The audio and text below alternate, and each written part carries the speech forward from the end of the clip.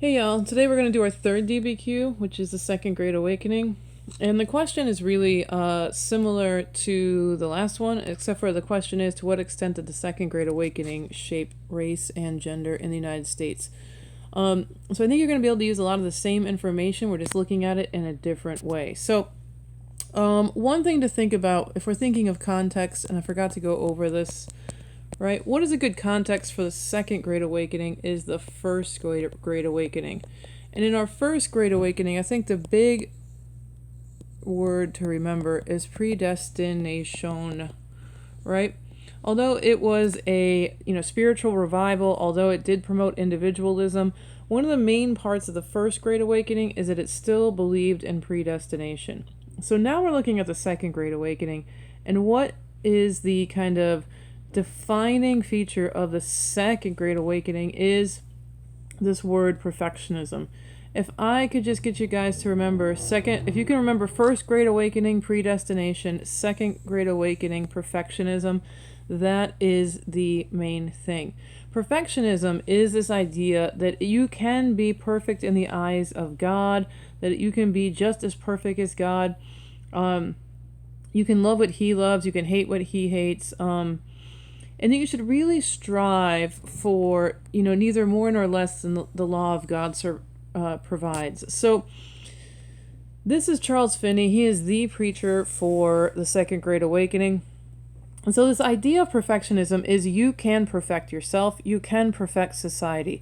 And it goes against this idea of predestination because predestination says, well, there's really no point because either you're damned or you're not, right?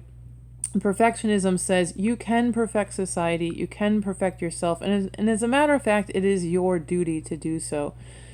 So, in what revival religion is, Charles Finney, this is Charles Finney, he is a prominent Second Great Awakening preacher. He is a reformer. And so, one element of the Second Great Awakening is that you have elements of what is called, reform movements, abolitionism, equal education for women.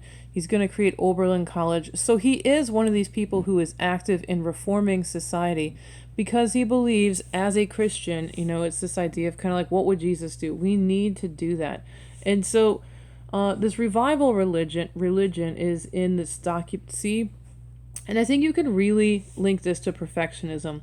And often in a DBQ, you're going to get that one document that is almost like grounding. It is kind of like defining what is the part of the thing. And I think that this document is the kind of defining document for, what is the Second Great Awakening.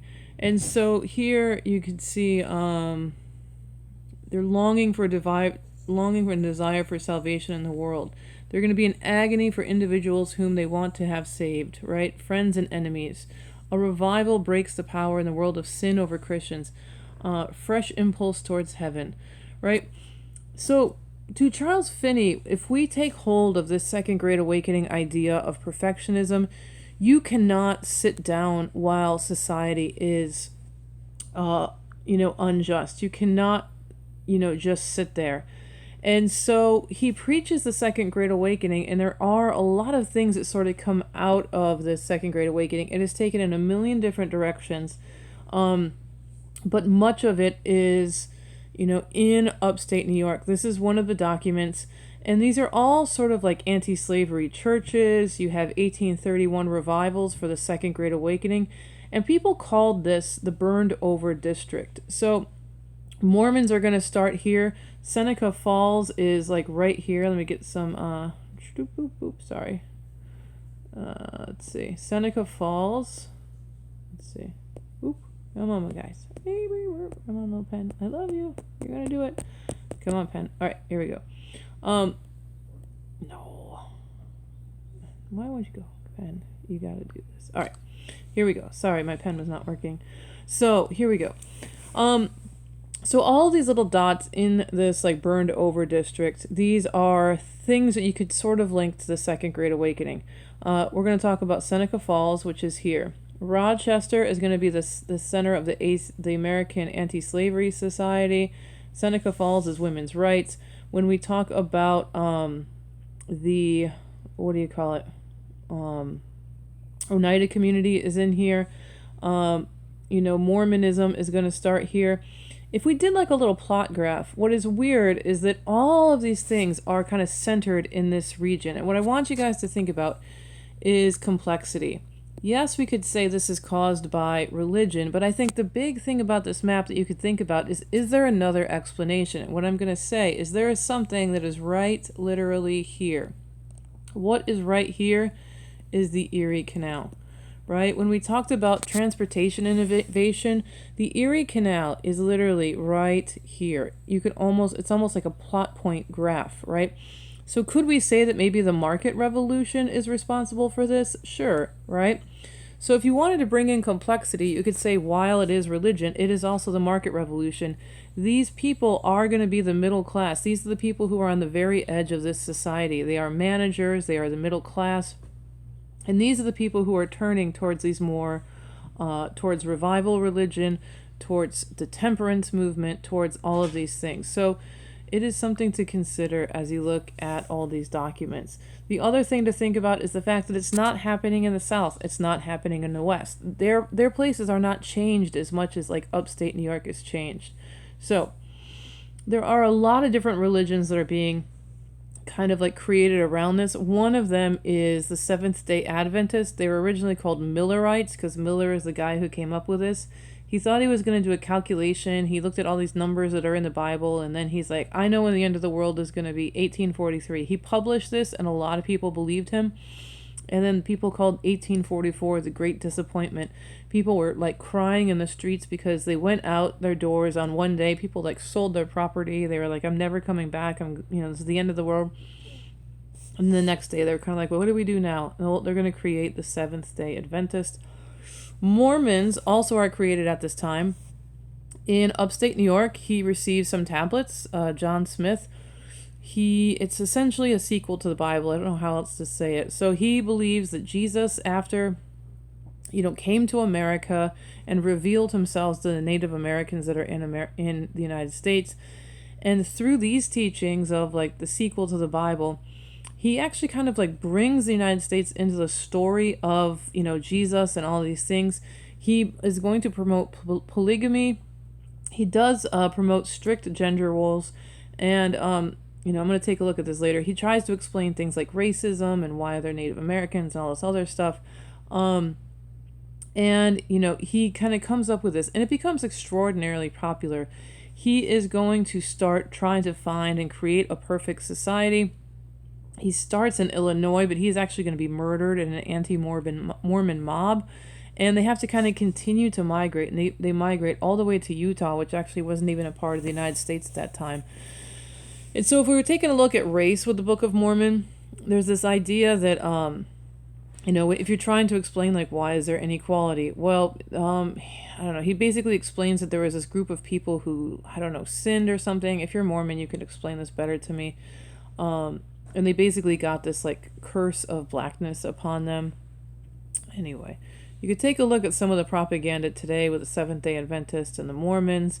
But here is the Mormon Trek West. We'll probably talk more about them when we look at like, Western migration and Manifest Destiny. You could take a look at that. Another group that forms around this time is the Shakers. Mother Ann Lee Stanley believes she's the female incarnation of Christ. And she believes that people should be celibate, and so they do not have sex. They have these kind of exuberant celebrations. They, again, are kind of forming into these utopian communities, and they create furniture. And so there's this real drive as society is changing for people. They're like looking for perfectionism, and many people are going into these societies so that they kind of live out this perfectionist, idea of what they think is perfectionist. So like the Shakers or Mormons, these sort of things are happening for people to try to live out their perfectionist ideals. All right, so you could probably use any one of those for outside facts, but the one that is in the documents is the Oneida community. This is probably the weirdest one. So John Humphrey Noyes takes this idea of perfectionism, and he's going to create a utopian community in this house in upstate New York, in Oneida. And so what he decides is that his vision of perfectionism is what he calls Bible communism. Essentially, everyone is going to share everything together. We're going to have communal child rearing. We are not going to have like private property. We are all going to work together.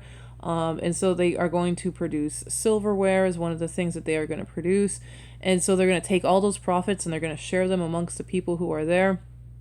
There's over 300 members, and so like they don't even like raise their own children. They engage in like weird eugenics. But probably the weirdest part about this whole thing is that they believe in what's called complex marriage.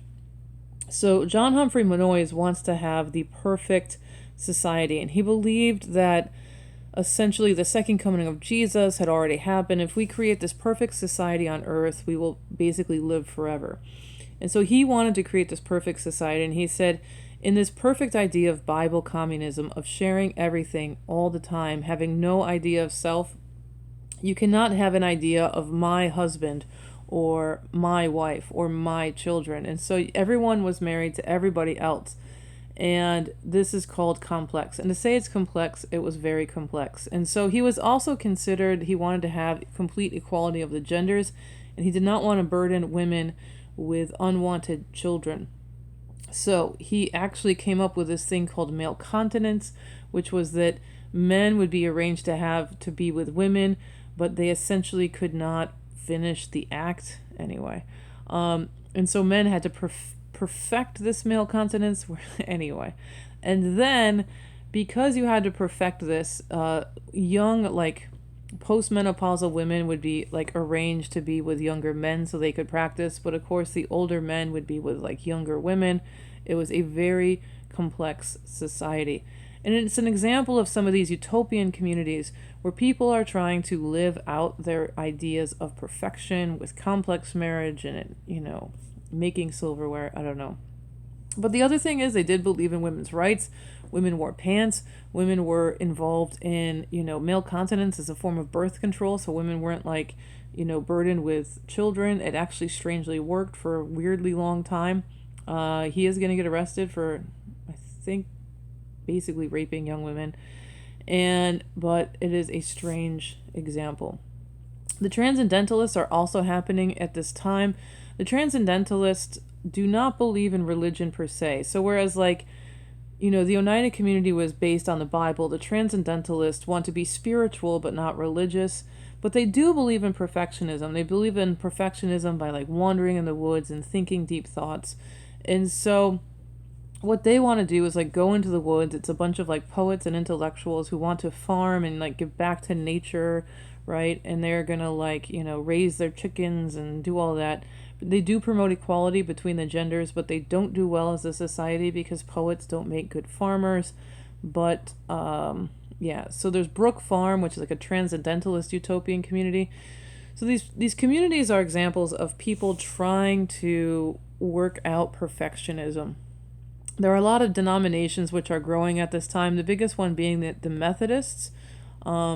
People are kind of going out into these camp meetings similar to the first Great Awakening, where it's very exuberant.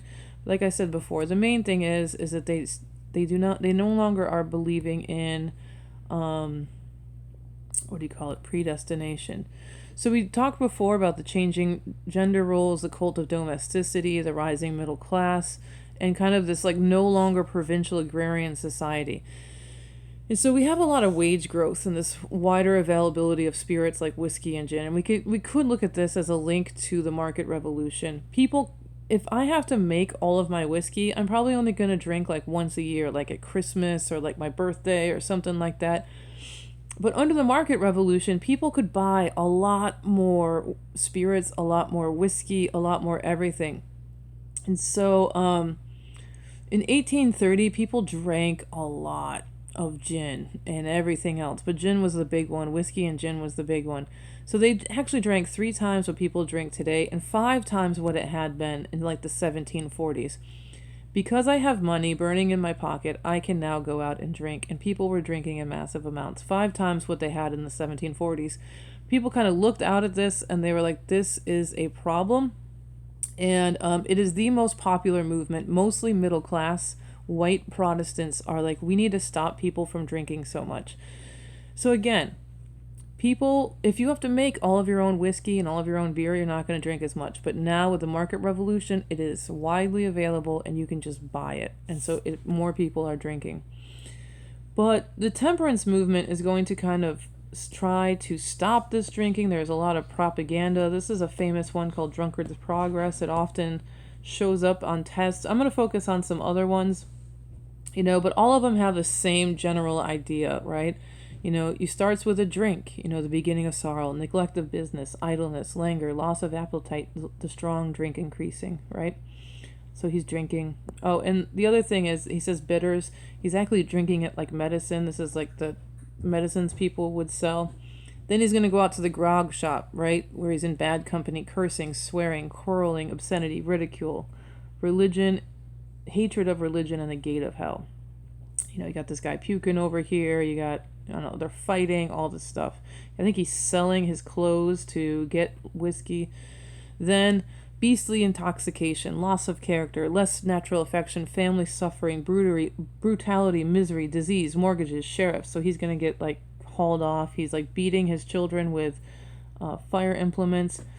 And then poverty, wretchedness, curse, burden upon society, want, beggary, pauperism, death, right? The one that is in the DBQ, it starts like this. It's like, oh, I'm just going to have a drink, and the family is happy. It's like a scene of domestic bliss, right? You have the woman, the family. This is kind of like the domestic sphere that everybody wants, right? Ever happy. But then in the end, you're going to have him like drinking, killing his wife, killing his baby, and then ending up in a cage. I don't know, what is it called? Reform, anyway. So this is the one that is in the DBQ, and essentially it's putting all of the problems of society on drinking. And remember, temperance is the major reform movement that people are involved in. So you have, this is the guy who just killed his wife, right? It started happy, and now he's drunk and like insane, and like, they're going to put him in a cage.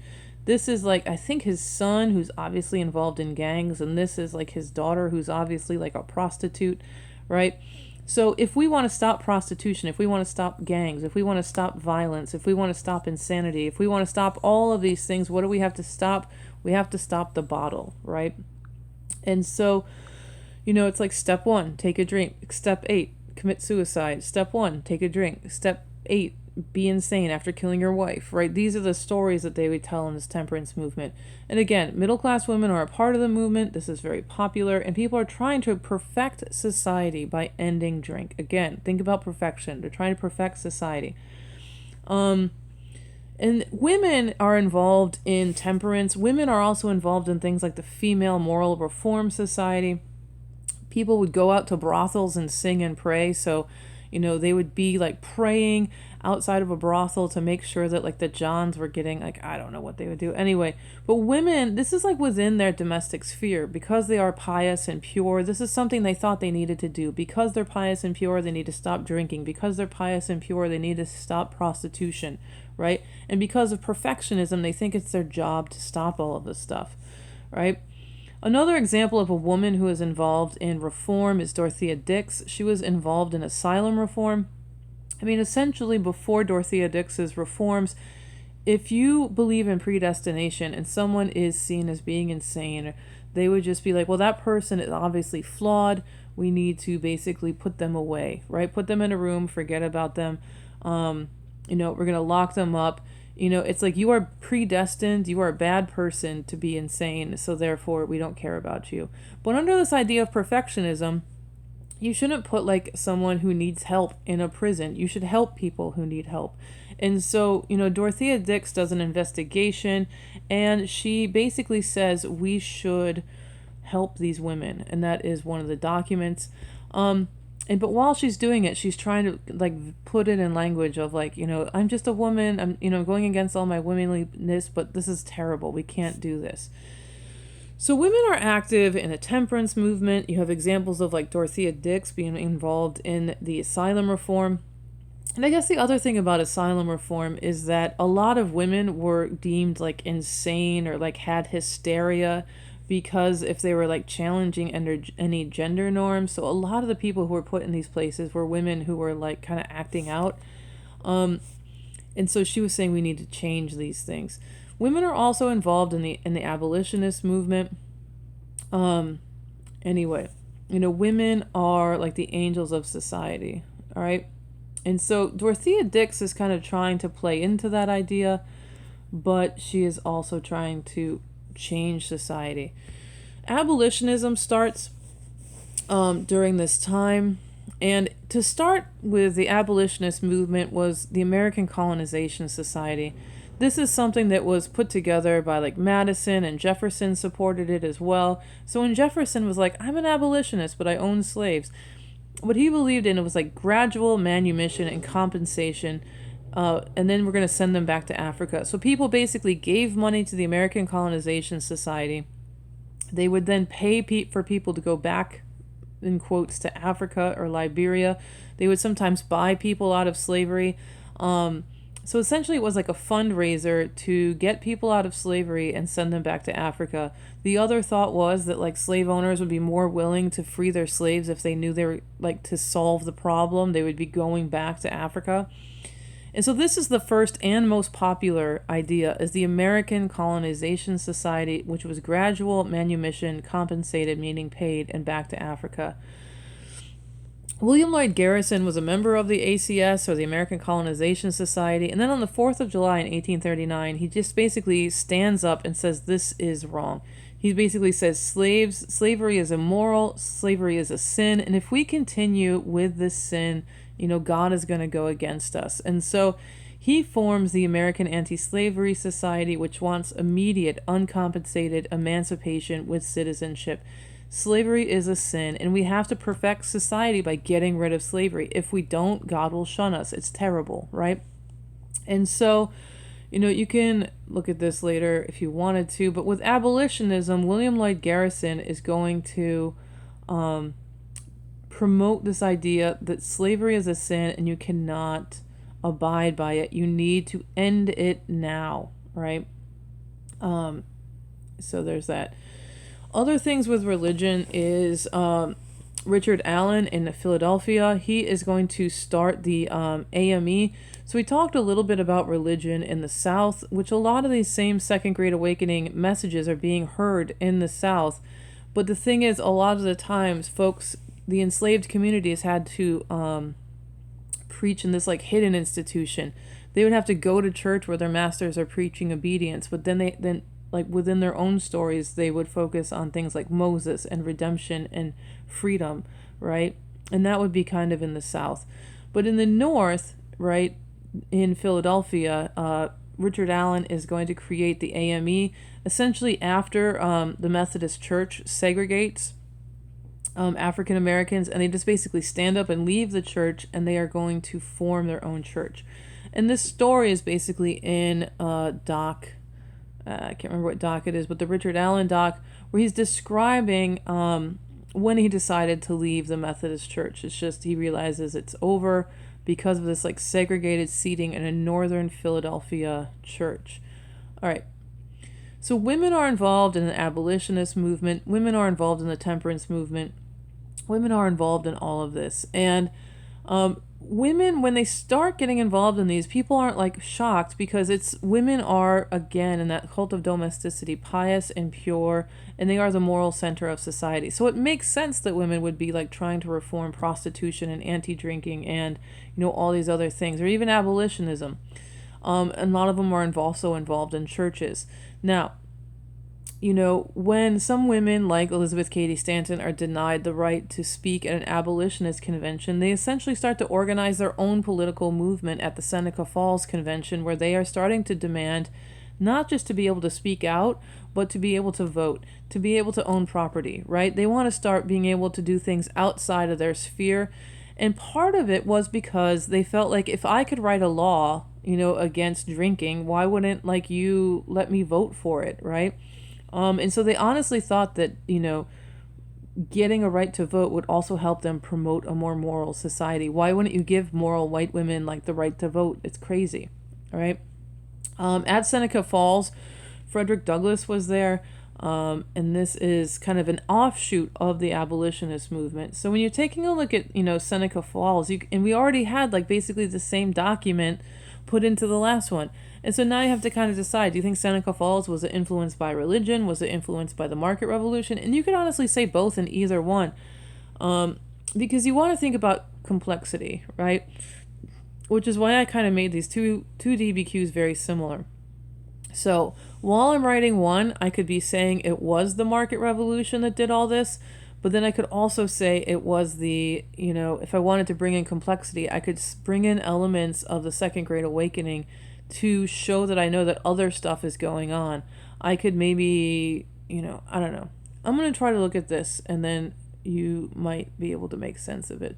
But just think about what you know as you're writing both DBQs and try to incorporate elements of it. So while you're writing about abolitionism, what might show complexity is talking about the cotton gin and being like, well, while abolitionism was developing, so was the market revolution and the cotton gin, which was accelerating slavery. So was it the Second Great Awakening that really caused abolitionism? Is abolition even really a thing? Because slavery is also increasing. It's something that's happening, right? And so it's something to think about. I'm going to try to work on it while we're in class, but I think these two DBQs can really parallel each other, and you can help use facts from one to kind of make more complexity for the other. I'm hoping it's not too confusing, but hopefully it will make sense. All right, that is that. Take care.